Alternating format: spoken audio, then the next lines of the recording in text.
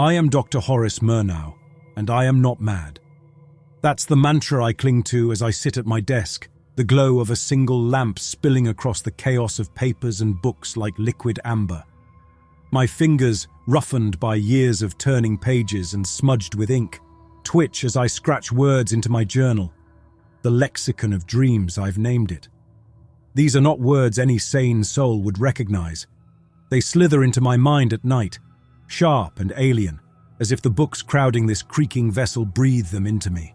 Their pages stir sometimes, a soft rustle like dry leaves skittering across stone, even when no draught dares disturb this place. This floating library is my exile, my ark, drifting in the Black Sea beyond Jupiter. It groans under its own weight, a chorus of strained metal and splintering wood that never quite settles into silence. The shelves bow with the burden of forbidden texts, tomes the interplanetary authority for containment and knowledge would torch without a second thought. Here, amid the dust and the echoes, I chase what they refuse to see, a truth older than humanity, etched into the static of the cosmos. I lift my cup, the bitter steam of angelicum tea curling against my lips. It bites my tongue, a jagged edge of flavor that lingers like regret. They've outlawed it, of course. Too potent, too likely to sharpen a mind they'd rather dull. But out here, their laws are as toothless as a child's whisper. The tea is my shield, staving off the quiet that seeps in when I pause too long. Silence isn't empty here. It's a presence, thick and cloying, pressing against my chest until every breath feels like a plea. The chronometer ticks over. 2226 AD, another year in this fractured age. Humanity has clawed its way across the solar system, planting colonies on moons and rocks, but the cost is a plague they call space madness. It's no mere illness, it's a linguistic rot, a single word or sound that can unravel a mind into gibbering ruin. The Ayaka reign supreme, their cognitive dampeners strapped to every skull, sifting thoughts like sand through a sieve. They ban words, whole languages, anything with the power to spark chaos. I feel the dampener's shadow even here, a pressure at the base of my skull, though I've torn mine out long ago. They can't stop me from listening. I was 58 when they banished me, a gaunt spectre in a cassock now frayed to threads, its inner lining a grimoire of scribbled glyphs from tongues no one remembers. The Vatican had been my home, my cryptographer's tools decoding secrets for the church, until I heard it. The imprint, I called it, a pattern woven into the cosmic static, a voice older than stars. I spoke of it once, and they stripped me of everything, title, purpose, sanity in their eyes. But I heard it, clear as a bell tolling through fog, and I hear it still. It's why I starve myself, why sleep is a stranger. Every moment not spent chasing it is a moment wasted. The ship shivers beneath me, a tremor rippling through the floor and into my bones. The open books on my desk flutter, their pages lifting as if brushed by invisible fingers. Something shifting out there, beyond the hull, a change I can taste in the air, metallic and sharp. I tell myself it's the tea playing tricks, but I've lived too long with these whispers to dismiss them. I rise, my knees cracking like brittle twigs, and shuffle to the viewport. Through the thick glass, Jupiter stares back, its storms churning in slow, hypnotic swirls, the red spot a wound that never heals. The stars beyond are faint, each a needlepoint in the dark fabric of the void. I press my forehead to the cold pane, closing my eyes, and there it is. The barest thread of sound, a murmur at the edge of hearing. The core language, the imprint, teasing me like a lover's breath against my neck. I mutter a phrase from my journal, "Que vadis entara," and it hangs in the air, heavy but incomplete. A sharp clang jolts me upright, the sound reverberating through the ship like a hammer striking steel. It's probably just the ancient machinery cycling, groaning under decades of neglect.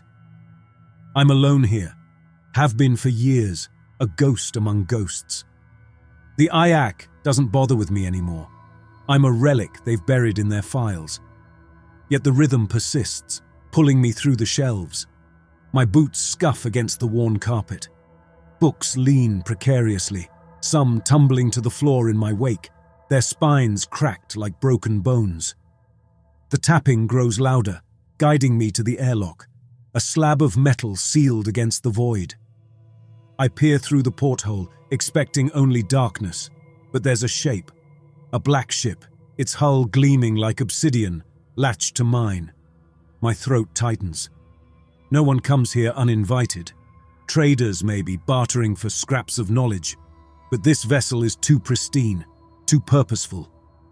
The airlock wheezes, a hiss of pressure equalizing, and I stumble back, my hand fumbling for the dagger at my belt. It's a ceremonial thing, blunt and useless, but its weight steadies me as the inner door swings open. A figure steps through, clad in a dark uniform that drinks the light. He pulls off his helmet, revealing a lean face, eyes shadowed with exhaustion, his scalp etched with signal tattoos. He studies me, his gaze a blade's edge. Dr. Murnau? His voice grates, rough as unshod feet on gravel. I nod, words caught in my chest. I'm Lucien Kavka, he says, offering a hand. Call me Lark. I'm with the IAC. The name lands like a stone in my gut. They haven't forgotten me then. I brace for the inevitable.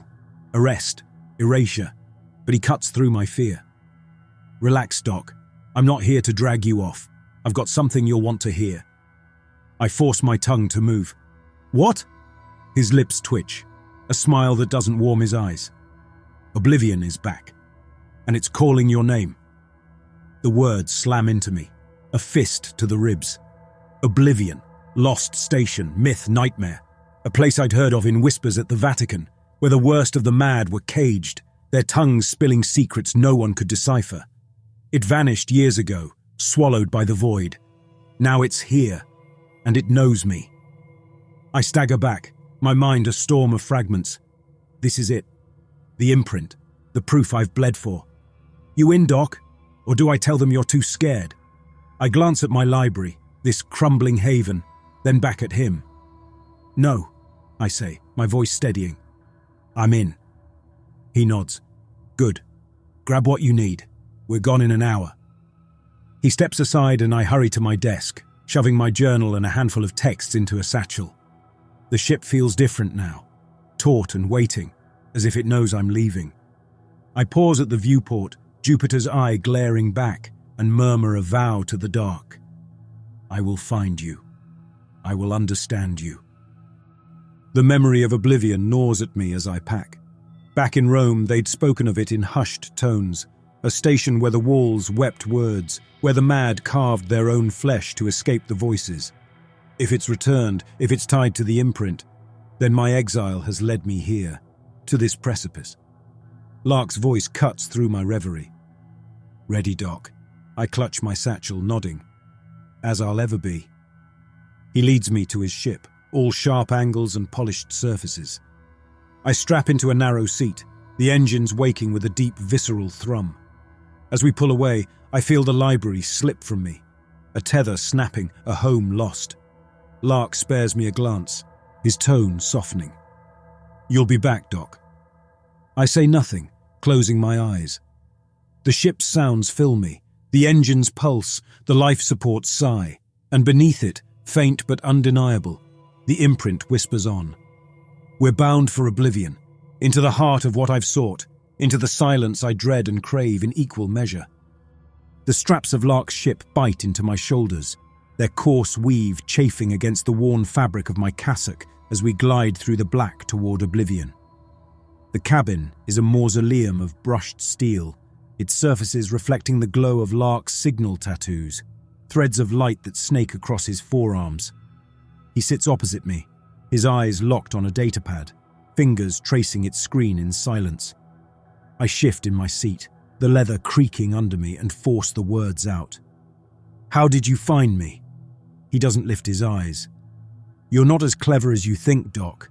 The IAC's got feelers in every shadow. I've always suspected they could track me. The International Anomalous Containment Kingdom doesn't forgive defectors, but hearing it aloud turns suspicion into a hard truth. And Oblivion, I press. How does a station vanish for decades and then just reappear? Lark's fingers pause, hovering over the datapad's surface. No one's sure. It was written off as rubble, lost in the void. Then, 3 days ago, it slid back into Saturn's orbit, screaming across every frequency we monitor. Dead languages, I say, echoing his earlier briefing. He nods, finally meeting my eyes. His are sharp, glinting like the edge of a knife. Yeah, tongues no one's spoken in millennia. Proto-Indo-European, Linear A, scraps of Martian dialects, and your name, Doc, woven into the noise like a thread. My heart stumbles. My name? Buried deep in the signal, a whisper under the chaos. Took the techs hours to tease it out. He leans closer, his voice dropping to a conspiratorial hush. You're tied to this place, aren't you? I hesitate, old secrets clawing at my chest. Not personally, but I've spent years chasing the anomalies Oblivion was designed to cage. Linguistic viruses, thought patterns that spread like plague. Lark's brow creases, suspicion etching lines into his face. The stuff that got you excommunicated. The memory stings, sharp and sudden, my trembling hands clutching a podium, the Vatican symposium dissolving into jeers as I ranted about voices in the ether. Yes, I admit, my throat constricting. Exactly that. He watches me, assessing, then leans back with a crooked grin. Well, Doc, you're about to step into your own ghost story. A jolt rocks the ship, yanking my stomach upward. Lark's datapad chirps, and he glances at it, his jaw tightening. We're crossing the Cassini division. Brace yourself. I twist toward the viewport, a narrow slit framed in rivets. Saturn's rings shimmer outside, a cascade of ice and dust aglow against the endless dark. Oblivion should be close now, a blemish on the void's perfection. My hands shake as I clasp them together, nails digging into my palms. This is my vindication, proof that the imprint, the primal language I've chased through dusty tomes and sleepless nights, is real. Yet doubt coils in my gut, a serpent whispering failure. What if I've misread the signs? What if this is another abyss with no bottom? Lark's voice slices through my spiral. Ever set foot on a station like Oblivion? I shake my head. No, just fragments from archives, rumors in the margins. He snorts. Paper can't capture it. Oblivion was a vault for the irredeemable. Patients too broken to fix, locked away to rot. And the staff... His words trail off, his stare drifting somewhere far beyond the cabin. What happened to them? I ask, leaning forward despite the straps. Gone when the station disappeared. No wreckage, no signals, just erased. A chill snakes through me, settling in my marrow. And now it's back. Yeah, he says, his tone heavy. And it's got your name on its lips. The station comes into view through the viewport, a monstrous silhouette against the rings. It's vast, a labyrinth of twisted modules and spires, its hull pocked with scars that catch the light like open wounds. Pinpricks of illumination glimmer and dart across its surface, erratic and fleeting, as if the station is gasping for life. Lark maneuvers us toward a docking bay. The ship shudders as clamps lock into place. The airlock opens, pressure shifting with a pop that stings my ears. He unbuckles and stands, motioning me to follow. Welcome to Oblivion, Doc. Keep your wits about you. I rise, legs unsteady beneath me, and trail him into the station. The interior is a stark inversion of the ship's polish. Cramped passages lined with flaking paint and tangles of exposed wiring. The air carries a biting scent, metallic and sour, like rust mingled with something long decayed. Lark strides ahead, his boots ringing against the grated floor, leading me deeper into the station's gut.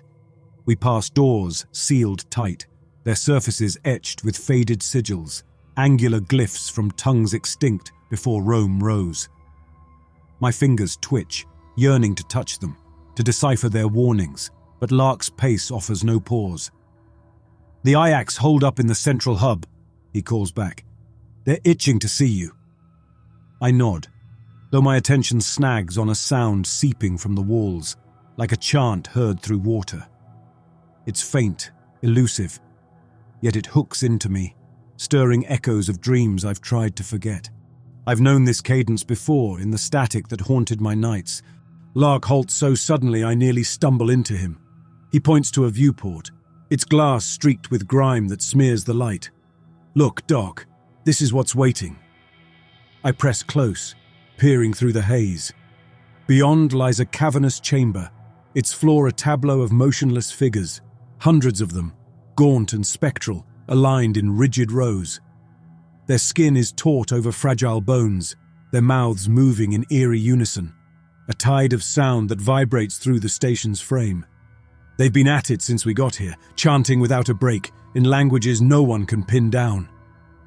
I strain to listen, the glass cool against my palms. The words are muffled, but threads emerge. Proto-Indo-European's guttural roots, Linear A's liquid flow, and something deeper, a primal snarl. "It's not chaos," I murmur. "There's structure to it." Lark arches a brow. "You picking it apart already?" "Not fully," I say, "but I will." He makes a non-committal noise. Doubt or trust, I can't tell. "Better make it quick. The Ayak's here to bury this, not unravel it." I turn to him. "Bury it? This could be the key to—" "A hazard," he cuts in. "That's their lens. And they've got a point, Doc. This place feels wrong." I want to protest, to shout that he's blind to the discovery unfolding before us. But the truth in his words silences me. The imprint isn't just a revelation, it's a force, and forces demand sacrifice. Lark moves on, and I follow, thoughts churning. We enter the central hub, a dome bristling with consoles and screens, each manned by Ayak operatives in their crisp, ash-grey uniforms. Their eyes flick toward us, a mix of wariness and scorn. A man approaches, tall and lean, his face a slab of impassive stone. "Dr. Murnau, Agent Voss, we've been anticipating your arrival." I muster a nod, feigning calm. "I'm here to assist." Voss's mouth quirks, a ghost of amusement. "We'll determine that. Your role is straightforward. Decode the signal, trace its origin, and neutralize its threat." "And if neutralization isn't an option?" I ask, dreading the reply. "Then we obliterate the station," he says, his tone flat as slate. "Whether you're aboard or not." The words settle like a noose around my neck. "Understood." Voss points to a console, its screen already aglow. "Your station. Signal data's piped in there. Kafka will support you." Lark takes his place beside me, a steady anchor amid the hub's hostility. "Let's dig in, Doc." I sink into the chair, the console's edges biting into my wrists as I activate it. The signal's waveform unfurls across the screen. I slip on headphones, their pads icy against my ears, and hit play. A torrent of voices floods my skull, overlapping, weaving, each syllable a shard piercing my mind. I shut my eyes, diving into the chaos, seeking its heart. There, beneath the clamour, a phrase loops, insistent, in a tongue I've pieced together from scraps of nightmare. "Que vadis entara." My own words scrawled in journals, muttered in fevered sleep. The question I flung into the cosmos, now rebounding from the void's depths. My hands quiver as I type it out, the letters smearing through my vision. This is the imprint, the root language, reaching for me across eons. But why here? Why now? Lark's breath brushes my neck as he leans in. "You've got something." I nod, voice a thread. "It's addressing me." His frown deepens, worry creasing his brow. "What's it saying?" I pause, the truth a stone in my throat. "It's saying, 'Welcome home.'" The phrase lingers, a harbinger suspended between us. Lark's eyes widen, but he holds his tongue, his silence amplifying my unease. I turn back to the console. There's more to unearth, a web of connections, station, patient, signal, woven for me to untangle. Yet a shadow slithers into my thoughts. What if this is a snare? What if the imprint isn't salvation but damnation? I shove the doubt down. I've clawed too far to retreat. Oblivion cradles my answers and I'll wrest them free, no matter the cost. The station's chants swell, the patient's voices bleeding through the walls, a lure drawing me toward the edge. I lean into it, the sound a tide that engulfs me. a consecration in lost dialects. This is my calling, my absolution, and I'll seize it even if it consumes me whole. I stride from the hub, my cassock trailing over the grated floor. Lark follows, his boots striking the metal in a reluctant rhythm. His presence is a tether, though I feel the weight of his doubt. "Where are you going, Doc?" "To the source," I say, my pace unbroken. "The patients, they're the key." He grunts, a sound thick with skepticism. "The IATK won't like this. They've got rules." I glance over my shoulder, the hem of my robe whispering against my ankles. Rules are for containment. I'm after comprehension.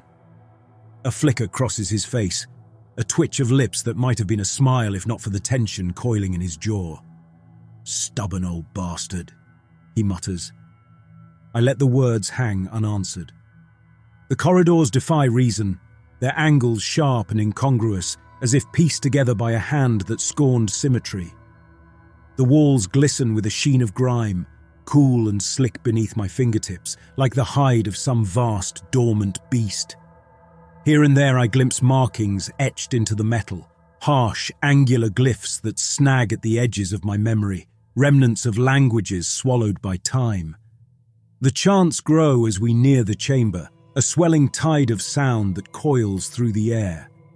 It's not one voice but many, a weave of tones and cadences, guttural snarls of Proto-Indo-European knotting with the fluid lilt of Linear A, all underpinned by a deeper resonance, a primal growl that rattles my bones. It's a language alive, shifting, its edges sharp enough to cut. We reach the viewport, a broad pane of glass misted with condensation. Beyond it, the chamber sprawls, a cavernous hollow bathed in unsteady light from strips embedded in the ceiling. The patients stand in rigid formation, rows of gaunt figures, their skin pulled tight over brittle frames. Their mouths move as one, a ceaseless tide of sound that shudders through the station's bones. Their eyes gleam, clouded with a milky sheen, as if their souls have been scooped out to cradle something greater. I press closer, my breath blooming in fleeting clouds on the glass. "They're not speaking to anyone," I murmur, half to myself. "They're speaking through themselves." Lark shifts beside me, his shoulder grazing mine. "What's that mean?" "It's not dialogue, it's transmission. The language flows through them, casting itself outward." His brow creases, a deep furrow. "Outward to what?" I shake my head. "Not what, something. Something woven into the fabric of the words themselves." He glances at the patients, then back to me. "You think it's alive?" "Yes, and it's reaching for our world." A tremor ripples through him. That's not a pleasant thought. I don't reply, my gaze snared by a lone figure at the chamber's edge. He stands apart, back turned, head cocked as if attuned to a silent call. His cassock, ragged, streaked with stains, mirrors mine, and for a moment I see myself in him, a shadow of what I might become. I turn to Lark. "I need to get closer. I need to speak with them." His eyes widen, dark pools reflecting the chamber's glow. "In there? With them?" "Yes." He pauses, then exhales, a sound laden with surrender. "All right, Doc, but if you start chanting, I'm pulling you out." A faint smile tugs at my lips. "Deal." We approach the chamber's entrance, a towering slab of metal sealed with a biometric lock. Lark punches a sequence into the panel, and the door grinds open. A gust rushes out, carrying the tang of sweat mingled with a biting edge, like the air after lightning splits the sky. I step inside, the floor slick beneath my boots, a thin film of moisture clinging to the soles. The chants envelop me, a force that brushes my skin like 1,000 whispering threads. The patients remain oblivious, their stares fixed on some unseen horizon. I near the closest one, a man, his cheeks sunken, hands quivering as though strung with invisible wires. His lips shape the chant, words gliding forth like silk over glass. "Que vadis entara," he intones, his voice a dry scrape. The phrase jolts me, my own words murmured in restless sleep scratched into margins. I reach out, my fingers grazing his arm. His skin is cold, slick as a river stone, and I suppress a flinch. "Can you hear me?" I ask, steadying my voice. No response, only the relentless chant. I try again, dredging up shards of Proto-Indo-European from the depths of memory. Gwe-ai, Gwe-ai. His head jerks toward me, eyes snapping to mine with a piercing clarity that steals my breath. "Ai and Tara," he replies, his voice a cracked mirror of my own. I stagger back. "You understand me?" He tilts his head, a marionette guided by unseen hands. "Ei, Entara, que vadis?" Lark's hand clamps my shoulder, fingers digging in. "Doc, what's going on?" I shrug him off, stepping nearer. He's answering, the language. It's shifting to meet me.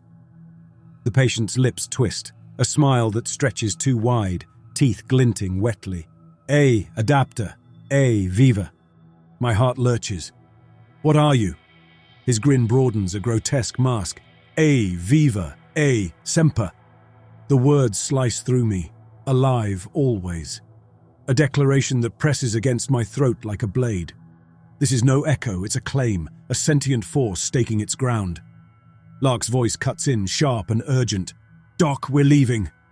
I ignore him, leaning closer. "What do you want?" The patient's eyes flare, a sudden searing light. "Ei, intra, ei, mundus." To enter, to claim the world. Vertigo sweeps me, the chamber tilting. I grasp the patient's arm for balance, but he collapses beneath my touch, folding into a tangle of limbs on the floor. The chants stumble, a discordant wave rippling through the rows. Lark seizes me, hauling me back with a strength that brooks no resistance. "Out, Doc, this is done!" I strain against him, legs unsteady. "No, I need more." "No," he snaps, dragging me toward the door. "You've got enough." He shoves me through, the door slamming shut. The chants realign, a unified surge that pounds against my skull. In the corridor, I slump against the wall, breath jagged, sweat beading on my brow. Lark paces, fists tight. "What was that, Doc?" he demands. "You were talking to it like it recognized you." I nod, wiping my face with a trembling hand. "It did. It's been waiting for me." Waiting for what? To be understood. To be given voice. His face pales, the lines of his tattoos stark against his skin. "You mean it needs you to bring it here?" "Something like that," I whisper. "It's alive, Lark, a language with will, and it wants to be spoken." He drags a hand over his scalp. "This is too big, Doc. Too big for us." I push off the wall. "Maybe. But I can't walk away. I need to know what it is, what it intends." His eyes narrow. "And if it intends harm, what then?" I falter, the question a thorn in my resolve. "Then I'll find a way to stop it, or cage it." He snorts. "You think you can?" "I have to," I say, conviction hardening within me. "There's no other choice." Lark studies me, then nods, a grudging assent. "Fine, but we do this my way.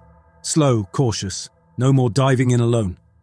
"Agreed," I say, though the chants tug at me still, a siren's call threading through my blood. The language has tasted me, and its hunger grows. I've stepped beyond a boundary, and retreat is no longer an option. The language is here, stitched into Oblivion marrow, and it beckons me deeper. The hub greets us with a brittle sheen, its surfaces glinting under the wash of light from panels and screens. Lark trails me, his shadow a constant at my elbow, his breath uneven as if he's wrestling with words he won't yet speak. I pace before the viewport, the patient's chamber a smudge in the distance. "The Ayak can't be trusted," I say, my voice a murmur. "They'll raise this station to cinders before we grasp what's unfolding." Lark's jaw clenches. "You're right about that, Doc. But what's our move? We're cornered here." I halt, my cassock sweeping the floor like a tide receding from a forsaken shore. We take a few patients, somewhere hidden beyond their eyes. If I can speak to the language, unravel its heart, I might bend it to our will. His eyes narrow, skepticism carving lines into his face. "Bend it? You saw what it did back there. It's not some puzzle to solve. It's a predator, and it's circling." "It's more than that. It's aware. It craves something. If I can decode its essence, I can meet it on its terms, or cage it. Lark's laugh cuts through the stillness, sharp and dry as splintered bone. Meet it on its terms? You're wading into a current you can't swim, Doc. Perhaps, I concede. But this is my life's pursuit. I'm too close to turn back. He stares at me, his gaze a blade probing for weakness, then exhales. Fine. There's an old lab, lower decks, shuttered, no feeds. We can move a few patients there, but we keep it quiet.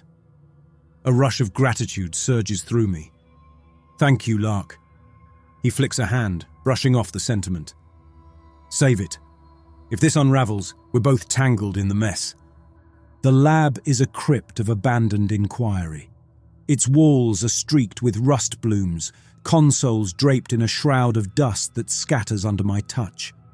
The floor grates beneath my boots, a fine grit that whispers with each step. Lark bolts the door behind us.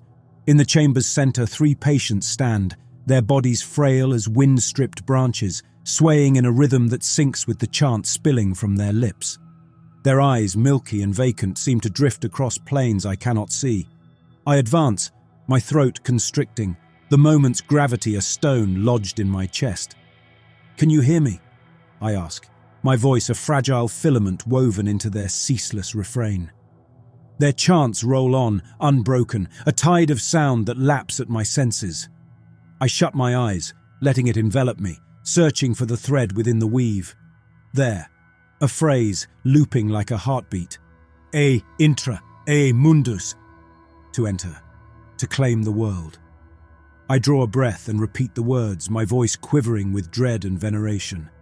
E intra, e mundus. The chants falter, a shiver of disruption coursing through them.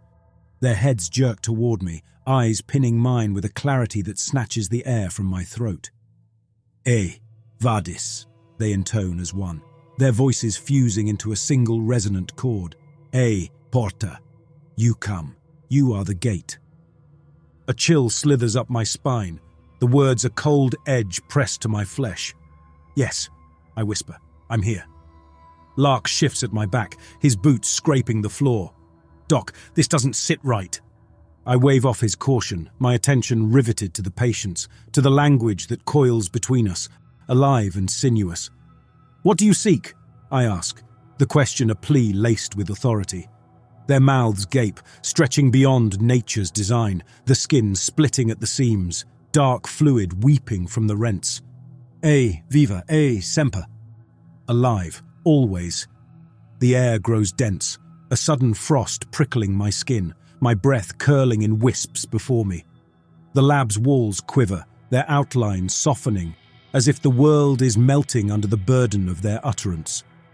I stumble, my hand clutching a console, its surface slick with a sheen of ice. Doc! Lark's shout is a faint ripple, drowned by a rising drone that thrums through the chamber, rattling my teeth. I press on, my mind a whirl of fragments, dreams, chants, scraps of meaning, assembling them like a mosaic. Que vadis entara, I declare, my voice climbing. Adapter, intra. Their chants entwine with mine, swelling into a roar that shakes my bones. The chamber twists, the floor buckling like a living thing, the ceiling spiraling upward into a vast hollow maw. My sight shatters, the world fracturing into prisms of light and dusk. Then, silence. A silence so absolute it deafens. I blink, and the patients vanish. In their stead looms a presence immense and formless, its shape a mosaic of shadow and sound. It has no face, yet its scrutiny is a weight that roots me. Porter, it says, its voice a legion of murmurs and shrieks. Viva! Awe battles terror in my chest. This is the language incarnate, a timeless force older than galaxies. What are you? I murmur. It advances, the air snapping with sparks, charged and brittle. Sum, semper. I am. I always am.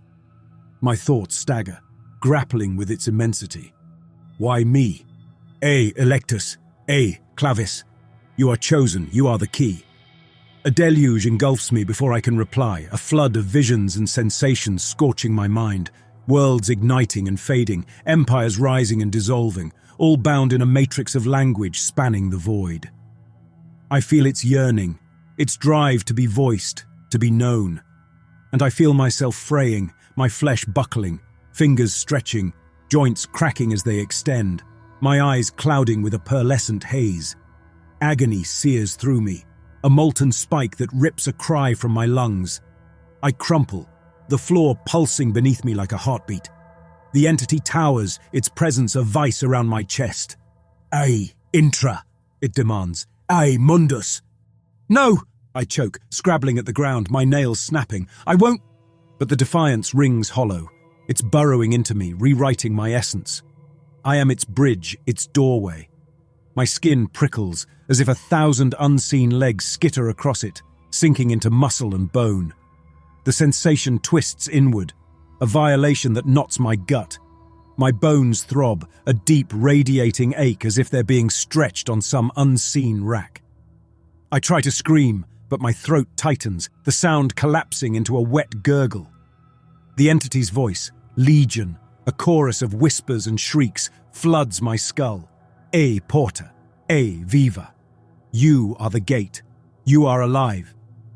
My fingers twitch, curling against my will. I stare in horror as they elongate, bones cracking and shifting beneath the skin.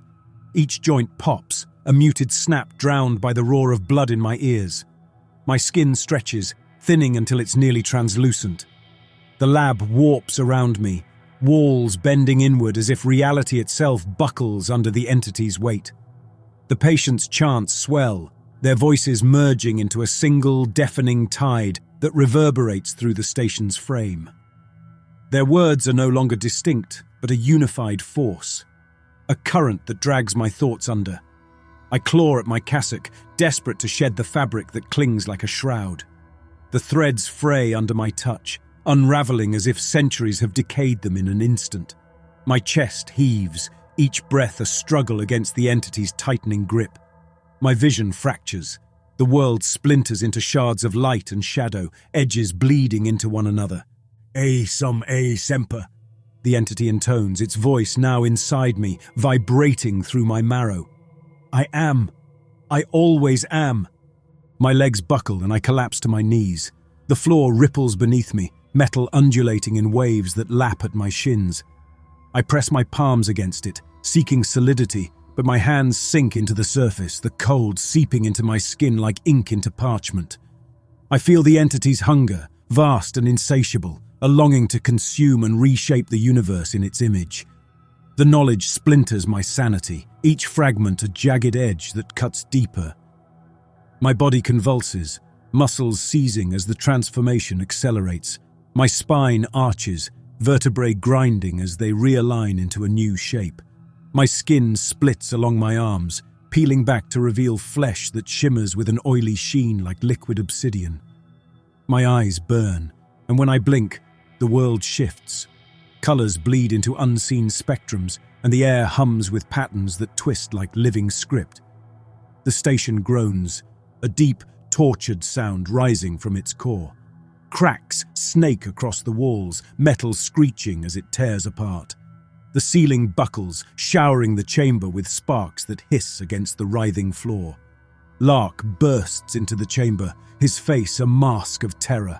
He runs toward me, but the entity's power lashes out, a wave of force that sends him staggering. "Get out!" I rasp, the words mangled by my warping throat. "It's too late."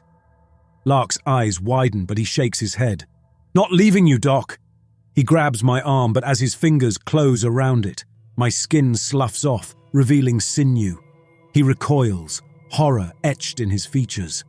Our eyes lock for a heartbeat, his filled with desperate sorrow, mine a silent plea to flee.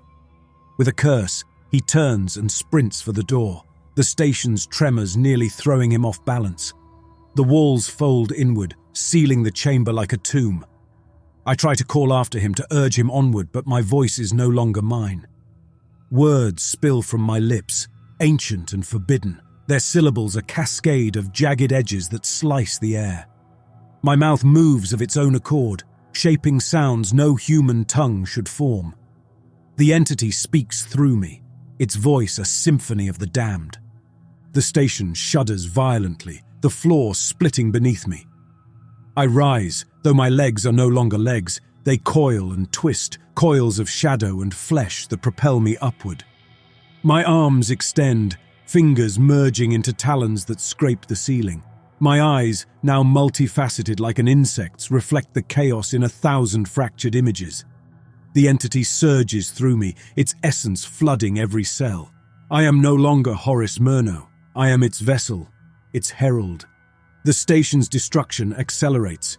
Bulkheads crumple like parchment, and the air ignites with unearthly fire. The patient's bodies collapse, disintegrating into motes of light that swirl around me, absorbed into the entity's growing maelstrom. From the corner of my shattered vision, I see Lark reach a shuttle bay. He throws himself into a craft, engines flaring as the station's death throes intensify. The bay doors wrench open, exposing the void, and the shuttle lurches into space just as Oblivion implodes. The station collapses inward, consumed by a vortex of energy that tears at reality's fabric. My body dissolves, flesh and bone unraveling into threads of light and shadow, merging with the entity's formless expanse. Yet my voice endures. It echoes through the void, carried on waves of cosmic static, broadcasting across the stars. It speaks in tongues long dead, languages that predate time, a harbinger of the entity's arrival, a promise of a new, unstoppable terror. Lark grips the shuttle's controls, knuckles white, breath ragged. Behind him, Oblivion is a dwindling speck swallowed by a roiling sphere of darkness. The comms crackle, and through the static a voice emerges. Murnau's, but twisted, a guttural rasp layered with echoes from the depths of time. Que vadis entara, it intones. E viva, e intra. The words are a cold blade against Lark's spine. He knows with chilling certainty that something ancient and unstoppable has awakened. Murnau is gone, his obsession leading to this terrible transformation. The entity's influence spreads, a whisper in the dark waiting to be heard. Lark shuts off the comms, but the silence offers no comfort.